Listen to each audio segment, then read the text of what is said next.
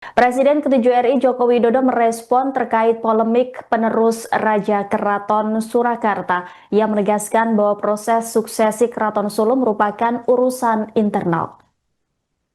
Demikian disampaikan Joko Widodo di kediaman Sumber Solo, Jawa Tengah pada Kamis 6 November 2025. Jokowi meminta masyarakat untuk menghormati proses suksesi di Keraton Kasunanan Surakarta Hadiningrat pasca wafatnya Sri Susuhunan Pakubuwono XIII.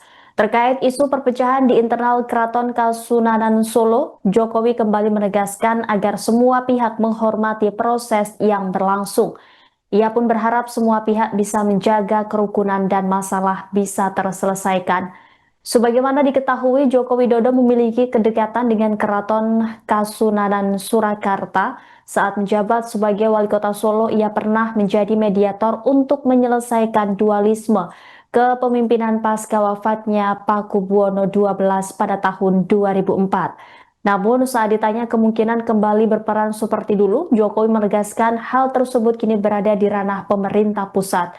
Sebelumnya, Putra Mahkota Keraton Kasunanan Surakarta Hadiningrat KGPAA Hamengkunegoro atau Gusti Purboyo menyatakan dirinya naik tahta sebagai Pakubuwono XIV. Pernyataan tersebut disampaikan menjelang pemberangkatan jenazah Pakubuwono XIII ke makam Raja-Raja Mataram di Imogiri Bantul, Yogyakarta pada Rabu 5 November.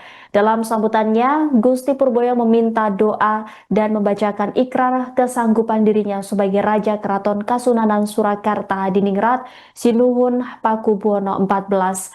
Meski demikian, pada hari yang sama, Maha Menteri Keraton Kasunanan Surakarta Hadiningrat Kanjeng Gusti Panembahan Agung Tejo Wulan juga menyatakan dirinya sebagai pelaksana tugas atau ad interim menggantikan Pakubuwono XIII. Penunjukan Tejo Wulan sebagai pelaksana tugas diklaim berlandaskan surat keputusan Menteri Dalam Negeri nomor 430 tahun 2017 tentang penetapan status dan pengelolaan Keraton Kasunanan Surakarta. Siang, ini saya merasa maju-maju. Bentar. Udah. Pak Jokowi mau minta tanggapan terkait suksesi yang Raja Keraton Solo. Ini ada himbauan atau tanggapannya enggak? Ya, ini masalah internal keraton. Kita menghargai keluarga besar keraton dan juga adat istiadat yang ada. Saya kira itu. Kalau yang terkait kemarin ada terbelah jadi dua kubu, itu tanggapan seperti apa? Itu sekali lagi urusan internal keraton. Tapi harapan Pak Jokowi seperti apa, Pak? Yang paling penting kita semua bisa menjaga kerukunan dan masalahnya bisa terselesaikan.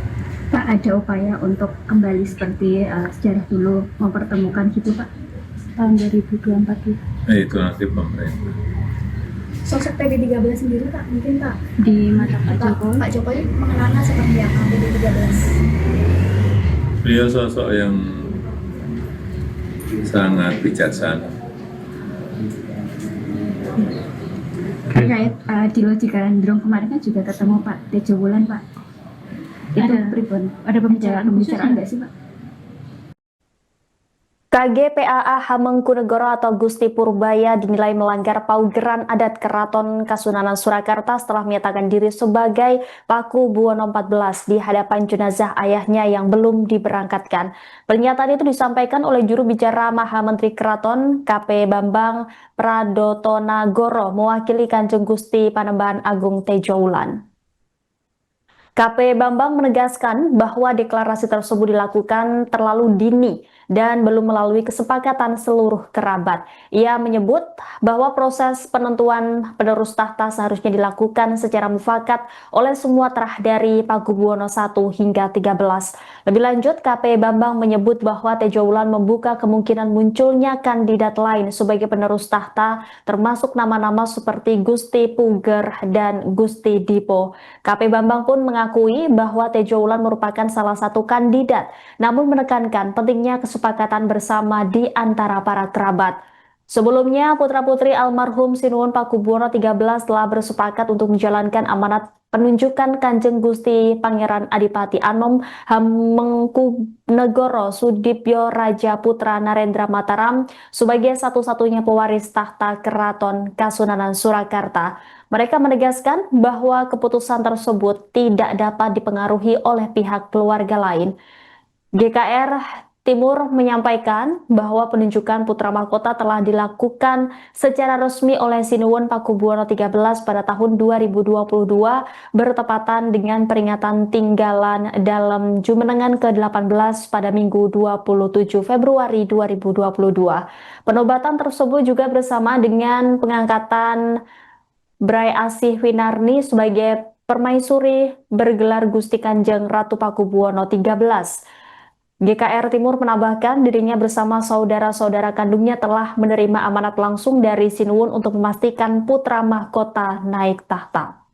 Diantisipasi, maka antisipasi yang muncul sekarang ini adalah itu tadi, karena sudah membaca gejala-gejala potensi-potensinya dengan munculnya dua persoalan. Apakah di salah satu lelayu, kalau nggak salah lelayu yang terakhir ya, lelayu yang terakhir itu memunculkan nama permaisuri, memunculkan nama Pangeran Pati, nggak ada masalah.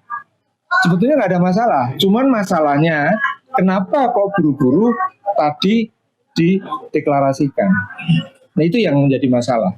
Kenapa belum dibicarakan dulu? Karena pasti akan memunculkan friksi. Nah itulah, itu yang potensi itu yang diantisipasi oleh beliaunya dengan Skep Mendagri 430, karena jelas Skep Mendagri 430 menunjuk siapa dan bagaimana harus berbuat. Jadi pengangkatan putra mahkota itu tidak serta-merta langsung dimaknai sebagai